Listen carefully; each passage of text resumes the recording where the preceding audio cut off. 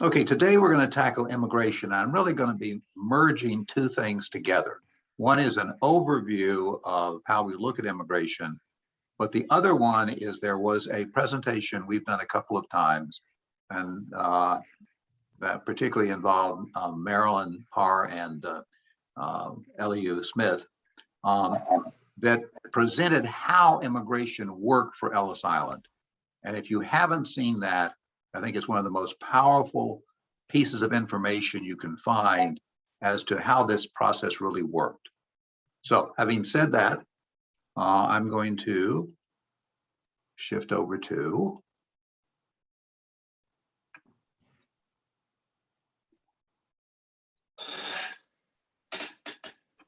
okay, so hopefully you can see the screen that says improving your research. Is that correct?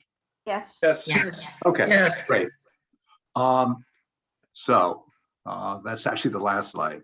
Our next meeting is in January. We're not doing one in December, and the topic in January will be DNA. So,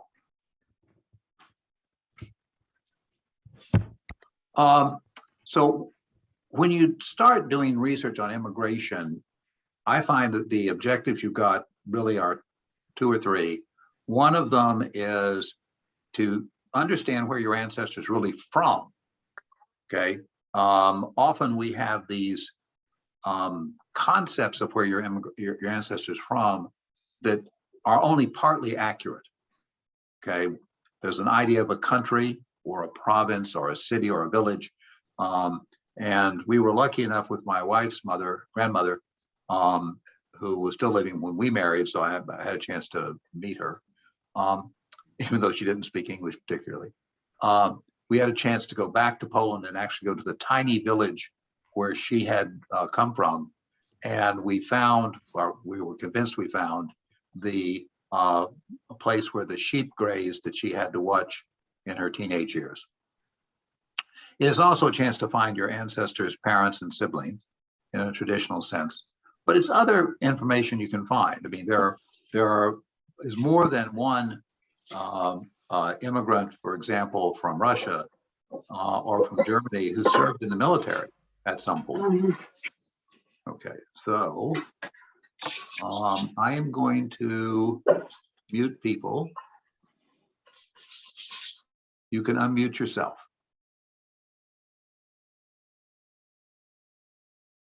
Okay. So we'll start off with talking about information you can get from census and military records in the US. Then we'll go to Ellis Island and I'll run you an idea of how Ellis Island really worked. We'll look at the Ellis Island manifests and talk about finding your record at Ellis Island.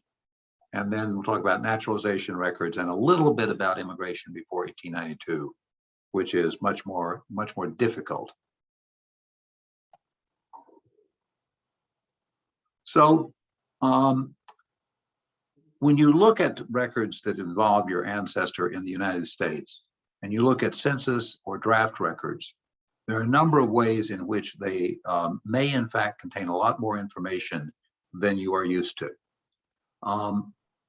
Quite typically, people who came to this country were following someone else who had already come.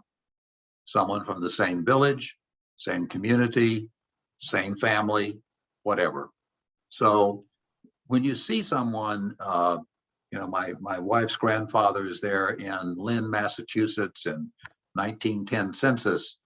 Okay, if you go back and forward from there looking at the families around there, you're going to find other people who he's related to, even if you don't know it. And so that you keep a real eye out open for who's there. They don't have to have the same names. I can remember one case where we were trying to track down one of the daughters who was Josephine, and I had almost given up ever finding who she married until I noticed that the person in the next door house, the wife was named Josephine. And so I began to work the math backwards, and sure enough, it was the right person. And this is particularly true for immigrants from Europe, because quite often what would happen would be that an adult male would come over to this country, get a job, start earning money, and use that money, as we'll talk about later, to bring other people over. So in the first census, that person is quite likely to be in a boarding house or lodging with other relatives. The weirdest one we ever found was Marie's grandmother. When she came over here, there was a person from her village who had been in Providence, had gone back to Poland, and obviously instructed her the house to go to in Providence, because she ended up in the same house he was in 10 years later. Okay, so let's look at the censuses and what you can find. 1850 and 1860, the only piece of information is the country of birth. 1870, it includes the country of origin and can they vote. If you're talking about voting, you're talking about whether someone is a citizen. So there's a piece of information you can get there. In 1880, we get the country of origin of yourself and each parent. And I'll let you just skim through that note here. But in each of these censuses, they have very specific instructions about how to name the foreign country. So in this particular case, for example, they say, instead of writing Great Britain, you write England, Scotland, Wales. Instead of Germany, you write Prussia, Baden, Bavaria, etc. These were the instructions given to the census taker. Now, in 1900, the place of birth for self and parents, the year of immigration, and the number of years in the US. Now, I will caution, the year of immigration is noticeably subject to being in error. I mean, it's not likely to be in error by 20 years, but it may be in error by 2 years. Immigration status, this is very important. You will find in that census it says AL, which simply means alien, PA, which means taken out papers, and reminding you how the naturalization process works. After you've been in the country for 2 years, you can file for a declaration of intent. At that point, the courts confirm your immigration date. So for example, let's say you said you got here on June 15th, 1902, on the Queen Elizabeth or whatever. The court will write Ellis Island, and Ellis Island will write back and say, yes, that is correct. We have that person in our manifest as recorded. Whenever you get your declaration of intent, that starts a 3-year process, at the end of which you can then petition for naturalization. So the shortest time's 5 years, okay, if you in fact file promptly your first papers. George, Yeah. so if the people came, say, in 1830, did these number of years for citizenship apply back then or no? Yes, they actually applied from the founding of the country. Oh, really? Okay, thank you. There's some odd exceptions which we won't get into today, but basically you can think of this as the way our immigration system has always worked. Okay, so note that up until about 1906, you could file in any court for naturalization. So you could file in the city court, the county court, the state court, the federal court. And after 1906, the federal government instituted a financial charge that basically said, yeah, if you're going to file in the local court, you got to pay a special fee.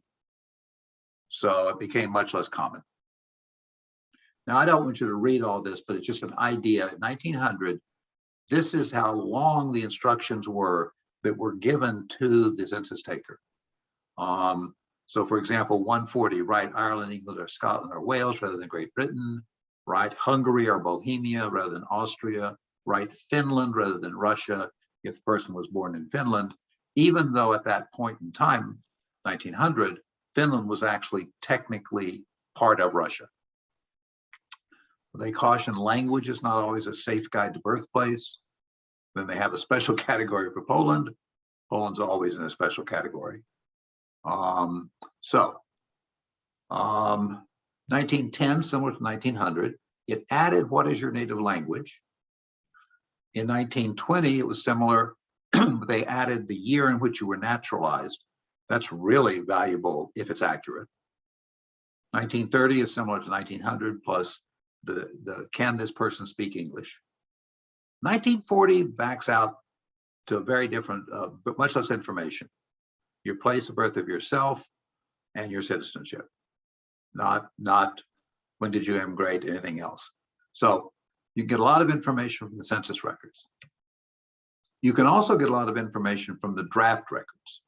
So if you remember in World War I, there was a draft registration required for any man born between 1872 and 1900. Okay, it didn't matter whether you were native born or alien or whatever. You lived in this country, you got to register. You had to give your birthplace, which could be quite detailed. Now, note, the cards, when you are able to pull up a card for a relative, okay, you will find the cards are alphabetical within that draft board district. So go back and forth, because you quite easily could have a brother or a cousin who's just, the next card away. Okay, so, and they have addresses and other things that you can chase down. World War II, there were two drafts, one for men born between 1877 and 97. It's called the Old Men Census. It gives the city, region, country. And then the second one was for anyone 18 to 44 in 1940 to 47, which added the country of citizenship and indicated whether you had first papers or not. Again, alphabetical. Now, this all is valuable because it can give you a bracketing of understanding when somebody immigrated, okay, and reasonably closely where they're from. When we actually tried to track my wife's grandmother from Poland, the way we got to the village was her brother ended up coming over. And we'll talk about him in a minute. And his draft record was the one that showed the name of the village. We later were able to confirm that with other information. So we're going to switch over to the Ellis Island presentation. And there aren't any major questions. Here we go. Okay, so like many people, my wife and I sat here saying, how did a 19-year-old girl in rural Poland end up in Lynn, Massachusetts? Actually, she ended up in Providence. It was her grandfather was Lynn. Okay, so the answer is, it didn't work the way we thought it worked. So immigration was a business. American corporations needed men who would work, or could work in the factories, manufacturing factories, who would work in the places that processed food. You can think about the image of working in the as a butcher.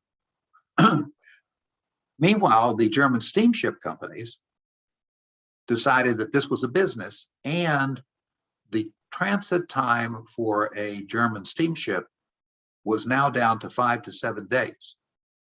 So what that meant was they could literally make money by building a ship that would have 1,000 to 1,500 steerage passengers.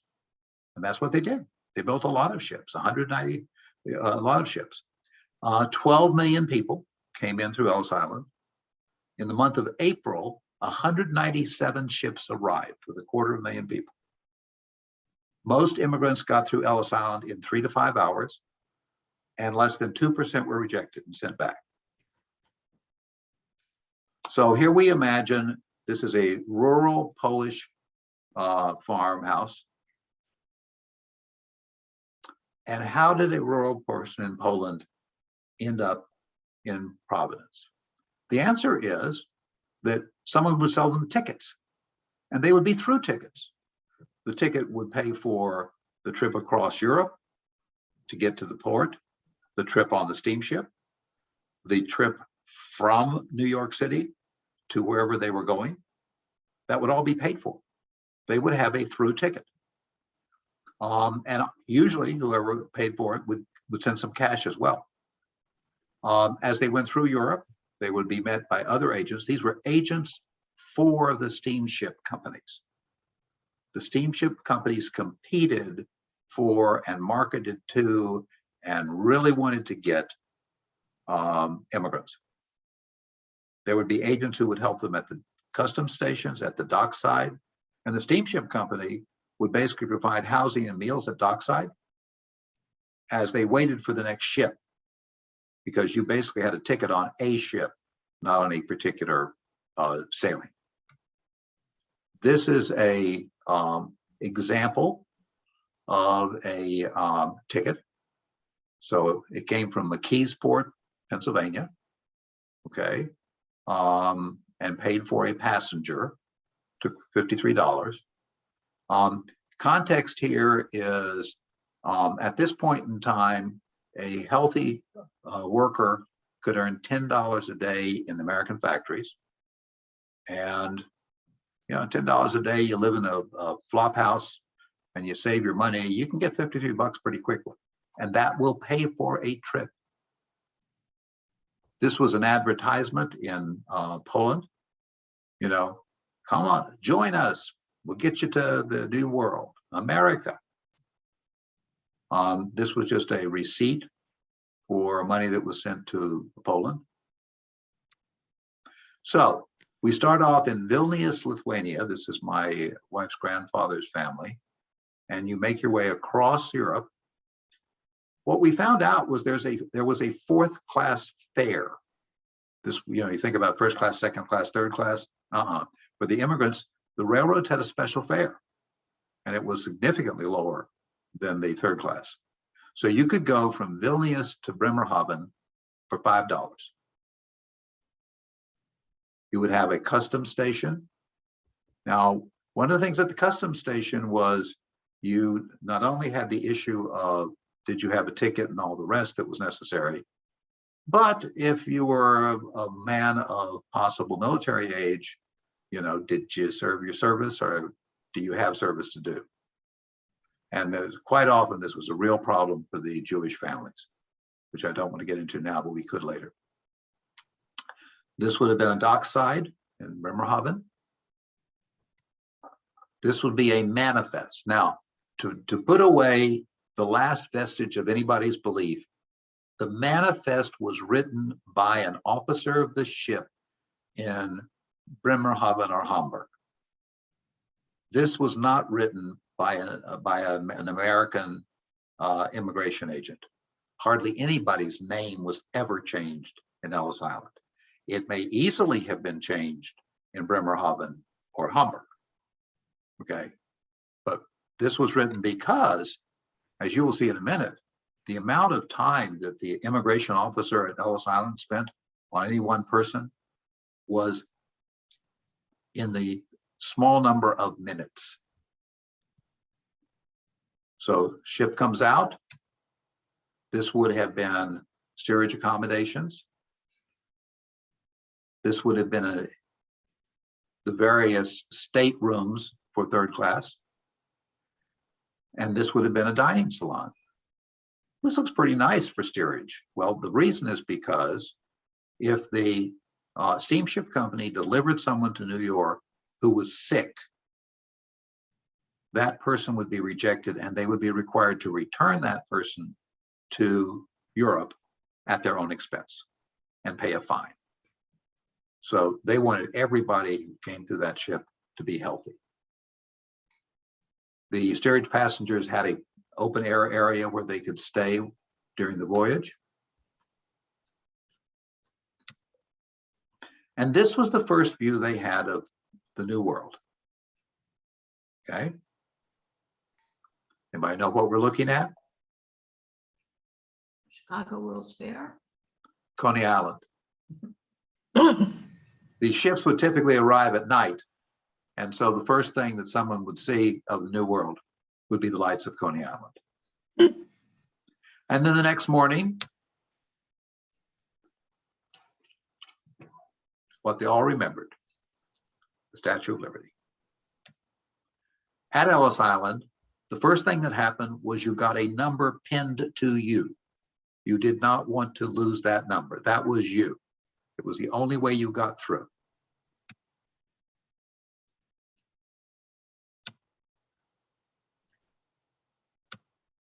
That's Ellis Island at about the time we're talking. Now, the first thing they did was they checked you medically. They had chalk and literally would chalk you if they felt you had a problem. And certain problems were, you literally could not continue. There was a problem called trachoma. And here they're looking at a woman's eyelid to see if she has trachoma. That was a disease of the eye that was highly contagious and caused blindness. And we did not want people who had trachoma. They got sent back. Everybody had to undress and go through an exam. And for women, this was quite a difficult problem because many of these women from particularly rural Europe had never undressed except in front of their mother or their husband. The idea of having to undress was just really very unusual. Then you went to the Great Hall. So you can see people in these little groupings. The grouping is the same as one of the manifests. So the people who are in one of these groups are in the number of the manifest that showed itself. Remember the manifest? Let's go back there a minute. There, the manifest. So literally from 1 to 30, there would be 30 people in one of those cubicles and they would be sitting in this order. So when they were called up, it would be because the immigration agent had just turned to this page and he now had lined up in front of him the 30 people who he's looking at here.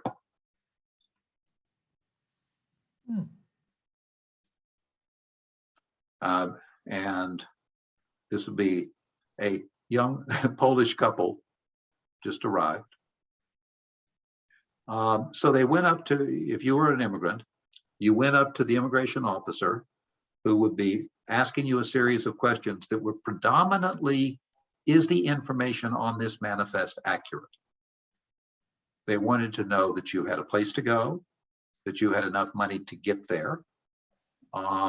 Interestingly, your way could not have been paid by a corporation.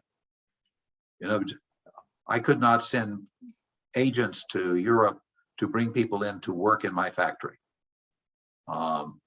You could, however, have a brother who worked in the factory who said, I'm going to be with my brother, and he works for General Electric in Lynn. You would also typically have the availability of translators. So if someone came up to the to be looked at, okay, and they only spoke Polish, there would be a Polish-English translator there. After you got through, you would potentially exchange your money. You could get your railroad ticket if you had, you might have a through ticket coupon, but you had to actually physically get a ticket. And you would have a meal. And some people said that this was one of the best meals that they had ever had. You then got to leave.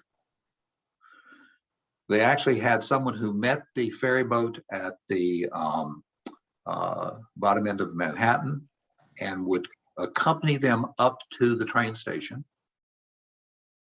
Was this an employee of the? Paid for by the immigration service. He wasn't an employee, but he was paid for. Okay, and so you got to wait for your train. In the case of my wife's family, you went to Boston where there was a brand new train station. You then took a short ferry ride over to the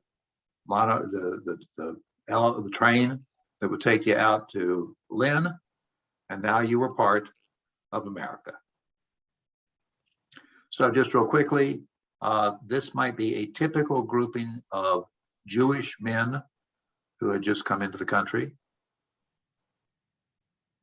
Would anybody like to believe this for real, is Irish washerwomen. And these are Italian men.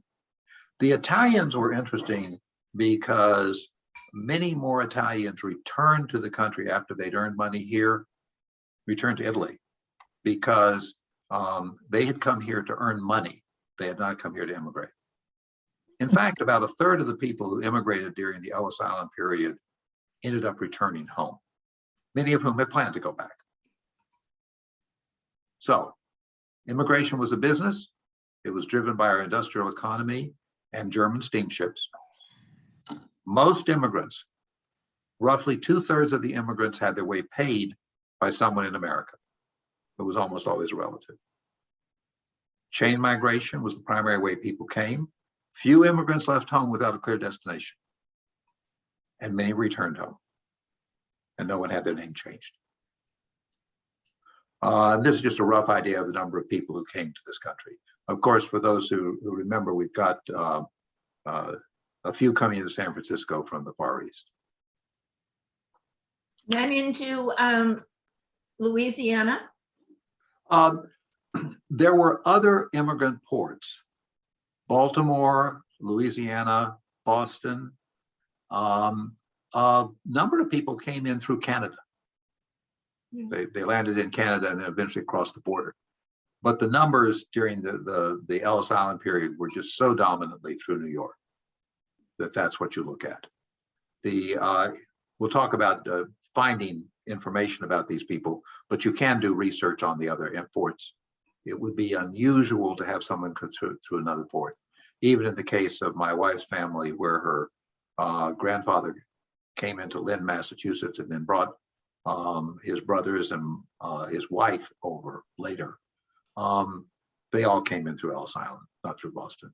Wasn't there some place called Crystal something?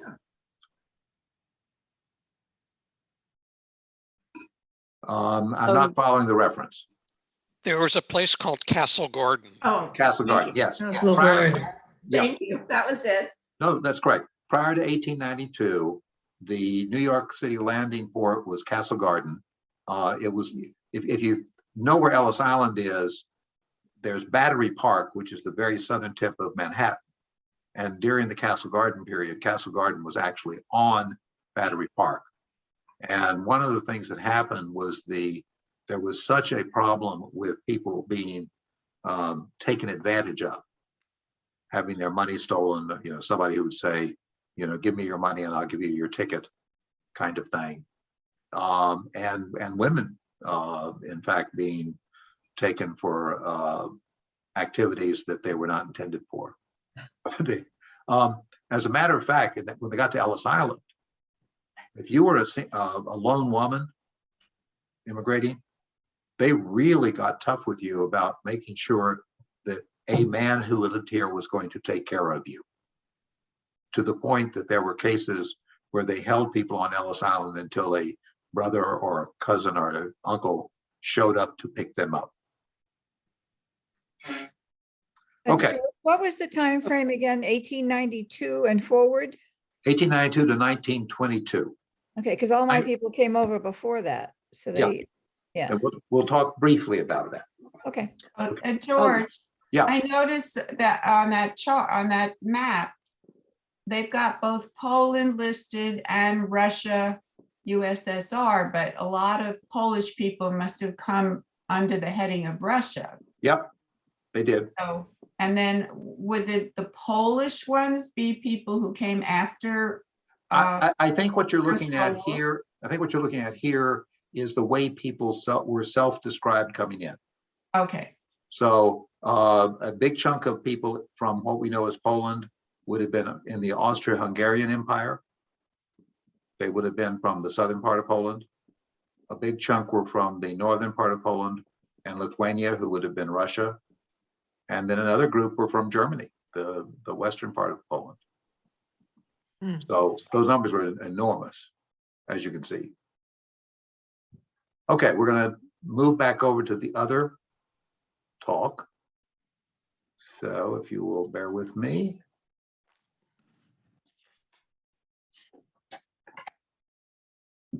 Okay, you should be seeing now a close-up of a manifest from the Princess Alice sailing from Bremen. So typically they had a massive amount of information. If you have someone who immigrated during this period, you're likely to find a massive amount of information. And if they were careful about it, it will be quite accurate. So this is my wife's grandmother's brother, Boleslaw Barzykowska, and his father is Ignacy. Okay, as a genealogist, do you like to know that? Yep. From Czerwony, that's the larger community just around the village he came from. But that helped confirm the village that's on his draft record. And it says at the other end, who are you coming to be with? My sister, Veronica Barzykowska. Everybody remembers from the discussion on names. This is a Polish woman is an A, man is an I. She's in Providence, Rhode Island. Okay. And she lives on Day Street. And I think that's number 20. Okay. So that's a lot of information you can get. So if you want to find your immigrant ancestor, the place to go is stevemorse.org. Steve is an outstanding analytical electrical engineer who created this website after he retired to help research Ellis Island and other locations. He does have a number of ways of checking other locations as well, other like New Orleans. And what he was able to do with a team that worked with him is to come up with the logical process of matching names and locations using the pronunciations and likely spellings that would have come at that time from these foreign countries. We are so biased in when we think about synonyms and alternative spellings that the US is based heavily on English. And so if you came from England and your name is Smith, it might be Smythe or it might be something else, but it's going to be pretty close there. We talked last week, okay, there are parts of Europe where it would start with a C. So now a number of his databases, he'll identify the existence of the data record, but it's in Ancestry. So you have to have a subscription to Ancestry to actually access it. Not for Ellis Island. Ellis Island, it's all online. You basically say, I want to see Boleslaw Barzykowski's, immigration record, click, and it'll be there. Now, when you do that, you'll find you have to they give you a number of different pages of the manifest that this record is on. And the reason in part is because in many cases it's on 2 pages. So you have to be careful to find both pages, but they will tell you what line it is. So they'll say it's line 20 out of those 30 lines for this particular page. So you can chase it down that way. When you're on his site, he has something called the Ellis Island Gold Form. Okay. If you can't find your ancestor, keep trying different variations. I think last week I mentioned that with some of the folks, matter of fact, in one case, I searched only on the little tiny village that the Czerwony, the regional village that my wife's family was from, and I found information there from people who were from the same village. So just keep playing around with it. They also allow you to pick ethnicity. But remember, when you do that, the conversation we just had, which means that the person may have said that they were Polish, they may have said that they were Russian, they may have said they were Lithuanian. You got to sort of check them all. They may have said they were Jewish. Okay, swinging naturalization records. There's a massive amount of information on a naturalization record. The main thing that you find is up until well into the 1920s when the rules changed. When a man, it was all based on men. And when a man became a citizen, his wife and children who were born outside the country automatically became citizens too. So the record tells you a lot. Okay, and they're there, but a lot of them aren't online yet. You gotta just keep searching. So you mean the women didn't have to get a separate naturalization paper? It just was Correct. part of the man's Correct. and the children? Oh, I didn't realize that. Yeah, so What if women came by themselves with other women? if a woman came in and married an American citizen, she would become a citizen automatically. If she came in and married another immigrant, she would now be part of his naturalization. Okay, Okay. thank you. So we came, so I don't know how well you can read this, but we're looking at an example of David Quinn. Has, when did he immigrate? What ship he immigrated on? Can't hear you. If you see the record, it has all sorts of information. When did he immigrate? Where from? Where was his wife from? When did they get married? What are the names and birthdays of the children? Where were they born? Et cetera, et cetera, et cetera. It is really an amazing amount of information if you want it. Oh, when did they put pictures on them? I've never seen one with a picture. That would have been a matter of the particular court they applied to. Okay. So I don't know for sure. Okay, and that was the we just looked at the petition for the phase 1 of approval. This is the phase 2. Again, it has a lengthy summary of all. And do remember there are witnesses at the bottom. Anytime you have a witness, that's someone you want to know. You want to know. Is a professional aviator a pilot? Heaven knows. Sounds interesting, doesn't it? Okay, before 1892. Ships have always been required to have manifests in this country. If you even go back to pre-revolutionary days, there were manifests. And one of the reasons was because you came into this country in 1760 in order to get through immigration. In other words, to actually enter the country, you had to swear your allegiance to the King of England. Okay.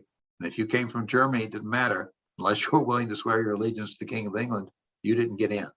Now that was in theory. In reality, that was very sort of rare. Steve offers out methods for searching these. My recommendation is you start with the Family Search Catalog. So when you go onto the website, familysearch.org, and you ask to search, one of the choices is to search their catalog. So when you search the catalog, you will get results like this, okay, for immigration in the US. And you can pick, for example, Russian Germans to the US. Here are 3 databases. You see, everybody sort of see where that is down there? Norwegians, Russians, Russian, and so you pick that, and that will tell you the databases they have that have information on their immigration. Okay, so that's all I wanted to cover today. Get your information from the Census and military records. I hope you enjoyed the Ellis Island walkthrough. And Wonderful. And Very good. well, I really want to thank Marilyn and LU because they worked really hard with me to make that thing happen. Okay. And next meeting is January 24th, no meeting in December, and I will cover DNA. Hey, George? Yeah. I just wondered if I could ask you a question kind of offline after it's done, family. Sure. Sure, Okay. we'll hold in the interim to which anybody has a question they want to share or question or information they want to share, let's go to it. One thing I wanted to mention that I found really useful in terms of immigration and relatives, and I don't know whether it applies to non-Jewish cemeteries, but what I found in New York is there were cemeteries, there were sections of cemeteries where people from one village would be buried. And so like I've got relatives from Poltusk, which is now in Poland, and there is in the Montefiore Cemetery, a section called the Poltusker section or Poltusker Society. And so you go through that and you look at names on the headstones, and all of a sudden you say, wait, that's the same last name. Could they be related? And so I found that to be very useful. Alan's got an excellent point there. Let me cover two different versions of it. One is, no matter what genealogical research you're doing, once you get into a cemetery, there's an extremely high probability that you have family and other relatives. Even if you're talking about, I know everybody moved from Virginia to Missouri, but I don't know where they were from in Virginia. You find the cemetery in Missouri, and I'll guarantee you that if you look carefully, you may find other people who are from Virginia that you can locate easier. Okay, in other words, you actually have to research them to find out who they were. The other point, there were cases where the tombstone contains genealogical information. Two quick cases. When they were tracking Barack Obama's family, they were going up his mother's line. They ran into his Irish and I think great-grandfather or great-great-grandfather. And somebody had the good sense to go and track down where that person was buried, which turned out to be a mile away from the homestead, but in the next county. So you have to look carefully. They went and looked on the tombstone, and the tombstone gave the from the village of, and there it was. And then they went back to the village in Ireland and found the person who had kept the records that were not in fact burned up in 1922. And in my own case, my son-in-law's family, I tracked back and found the widow's, one of his ancestors, the widow, this would have been at the same level. On her tombstone, it said, widow of so-and-so and so-and-so, okay, born in Rhode Island in. Okay, and I went to Rhode Island and I just checked for marriages, and sure enough, there's the marriage between the two of them, and I therefore got everybody's family. Okay, any other thoughts or share? Just another thing on the cemeteries. In the Jewish cemeteries, often there will be Hebrew on there. And it will, if it's in Hebrew, it will give the Hebrew name, son of, and then the father's name. And I had a case where somebody popped up with DNA matching that predicted to be, it was pretty close to me, just a couple generations away, a third cousin, and found that, her grandfather was or great-grandfather was in the Poltusker section of the cemetery with my great-grandmother. And so we said, okay, DNA-wise, chose a match, and we looked, what is their father's name? And it was the father, both of them, father of Svi, in the same, village section of the cemetery. So we said, okay, that's got to be it. Yeah, it makes total sense, of course. Okay, any other information? Yes. Oh, I see that Terry and Nora have their heads up. Okay, Terry goes first, and then we'll go back to Ireland. Okay, so I have a question about immigration records in Chicago. I have found my grandfather's grandfather, who immigrated from England in like the 1840s or so. Okay. Went on to fight on the Union side of the Civil War. But what I have not been able to find for him, and I know his name and I know all his relatives and all that. I know where he lived in Chicago, but I haven't been able to find any of his naturalization records. And I wonder where I should look. Well, in that period, they would probably have predominantly been local. Okay, So I would definitely look in the Chicago courts. So what you might do, in Family Search, you can go to a location and in their wiki, and that will give you a list of the possible information. So I go to the wiki for Chicago. I then look up the immigration line to get the category immigration, and then I look up the category naturalization. And Okay, what that will tell you is they have tried to identify all of the online databases. Hmm. Okay, so it doesn't mean the information does or doesn't exist. What it does mean is they've got it. If you Okay. find it, then what you have to do is deal with where is this information now? And it is not unusual in the Family Search area for the information to have been in a microfilm that's now online, but can only be accessed at one of the Mormon family history libraries. Mhm. Okay, and the one here in Santa Rosa is currently closed because of COVID, but hopefully it'll be reopened soon. Okay, that's extremely helpful. Thank you. And our guest from Ireland, would you unmute yourself and tell us what your question is? Thank you. My question does concern Ellis Island and about the actual Ellis Island records as against the emigration or manifest. Peggy's grandfather came on a holiday to California from Kinsale in about 1912. And one of the reasons for his visit was to bring back his San Francisco-born grandson who'd been in Ireland for a couple of years. And the two of them, according to the family story, had trouble getting through Ellis Island. The man wasn't coming to work. He was in his late 60s. The Californian grandson had an Irish accent, and because he was Californian born, his birth certificate had been destroyed in the earthquake.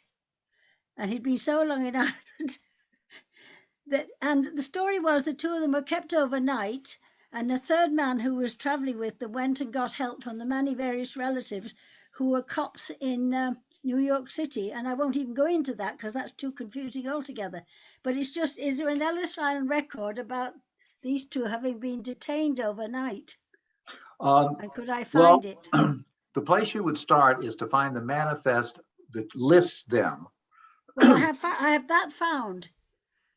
You have or have not?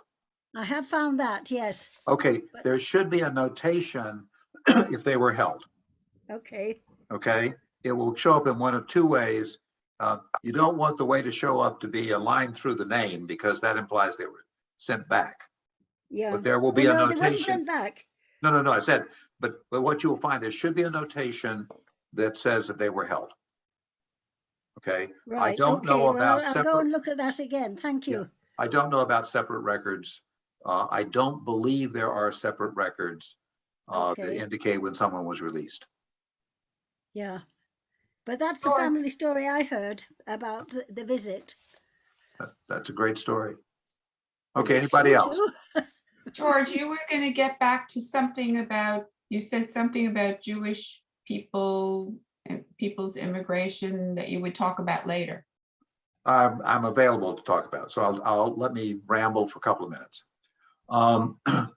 The typical immigrant from Poland or Lithuania would have been a Catholic, and they typically had enough money and they could in fact pay the money, or they got money from the US. But a lot of the Jewish families in these areas lived in the shtetls. They were poor. And so there was a great concern in Germany that when someone of Jewish background showed up at one of the showed up to come across the border, the customs agent would be concerned that they were going to be looking at somebody who was going to become a drag on the state, someone who would become a refugee. Okay, so they got very serious about making sure there was enough money. That resulted in a number of cases of people who tried to bribe their way in, people who tried to go across the border illegally. It was a problem. And on top of that, there was a long period in which many of the young Jewish men were in fact conscripted into the armies. And if you were conscripted into the army, it wasn't like for 3 years. It was like for, a long time. I forget how long. 25. Well, it was for 12 years. Yeah. So this was not a light thing. And, but I mean, there were many who were able to come across.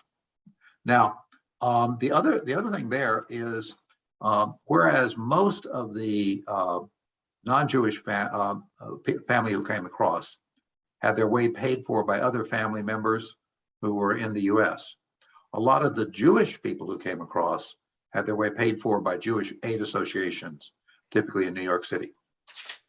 Okay. And it's my understanding, Ellie is not on here, I'd ask him to tell the story, but it's my understanding that in New York City, there quite often were multiple synagogues, and these synagogues would in fact have serviced a particular region or area that people were coming from. So, okay, any final questions before I hang on to talk to Alan? Eleanor. My grandfather used to tell the story that when they got to the border, he was by himself, he had been conscripted, and he was trying to get out of the country, that the people on the train, he got down on the floor and they all put their legs in front of him. And he claims that's how he got across the border. Is that likely? The short answer is I have no idea. Okay. It's my understanding that at most of these border crossings, people got off the train. Oh. Okay. I should also comment that you remember that there was this whole thing about we didn't want to bring anybody across on our steamship who was sick and would get rejected.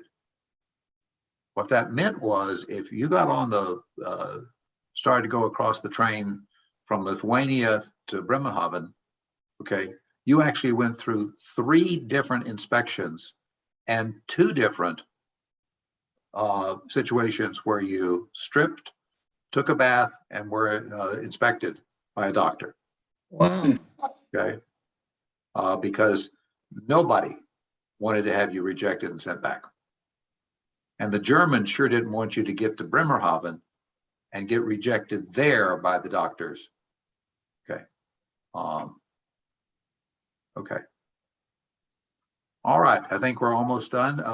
Alan and I were going to have a sidebar. Is that a sidebar people can hang in for, Alan? Sure. Okay. You're on. It's a question on family tree maker. Not sure I can answer that. Okay, family tree maker and the publishing a chart. Okay, you are now out of my league. Oh, okay.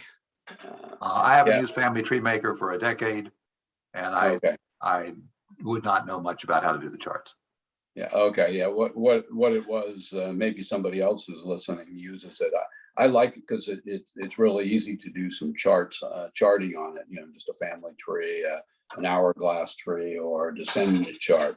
But I've got a case where I've got a cousin who, when she was 20 years old, she learned that prior to her mother getting married, had the daughter illegitimately. And she got married shortly after she gave birth, and the husband that she married adopted the child, and she learned about this when she was 20. Well, it turns out now she's 50-ish, and she has a relationship with the bio dad.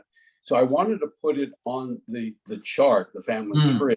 And so in Family Tree Maker, I say, here's the bio dad, here's the adopted. And I say, I want to show the adopted dad as primary, but it shows this woman and then all her descendants, both under both fathers. And whatever I click on it, I can't delete it. And if that's what I'm struggling with.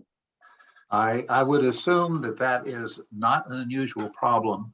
So what I would do is to Google it. Okay. Okay. I've tried that, but so far I haven't found it, but maybe I keep going.